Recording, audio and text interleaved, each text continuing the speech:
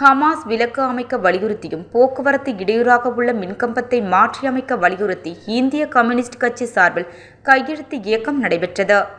புதுச்சேரி தட்டாஞ்சாவடி தொகுதிக்கு உட்பட்ட பாக்குமுடியான்பட்டு ஜீவா காலனி செல்வ விநாயகர் கோவில் எதிரில் ஹமாஸ் விலக்கு இருந்து வந்தது. 2 மாதங்களுக்கு முன்பு காற்று மழையால் ஹமாஸ் மின்கம்பம் உடைந்து நொறுங்கிவிட்டது. இதனை இதுவரை மாற்றியமைக்க மின்துறை நடவடிக்கை எடுக்கவில்லை. இதனால் இப்பகுதி இருள் சூழ்ந்த நிலையில் இருந்து வந்தது.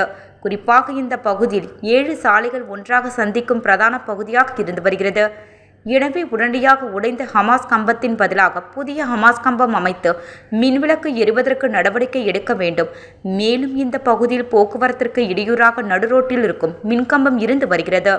போக்குவரத்திற்கு இடையூறு இல்லாமல் வேறு இடத்திற்கு மாற்றி அமைப்பதற்கு மின்துறை நடவடிக்கை எடுக்க வேண்டும் என இந்திய கம்யூனிஸ்ட் கட்சி தட்டாஞ்சாவடி தொகுதி குழு சார்பில் கையெழுத்து இயக்கம் நடைபெற்றது.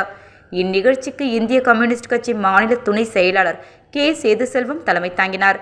தொகுதி செயலாளர் தென்னரசு, மாநில குழு உறுப்பினர்கள் முருகன், செல்வம் எழிலன், தொகுதி பொருளாளர் தனஞ்செழியன் ஆகியோர் முன்னிலை வகித்தனர்.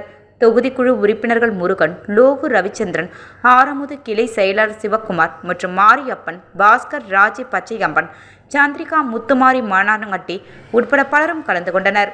பொதுமக்கள் ஆர்வத்துடன் கலந்து கொண்டு ஹமாஸ் விலக்கை சரி செய்ய கையெழுத்திட்டனர்.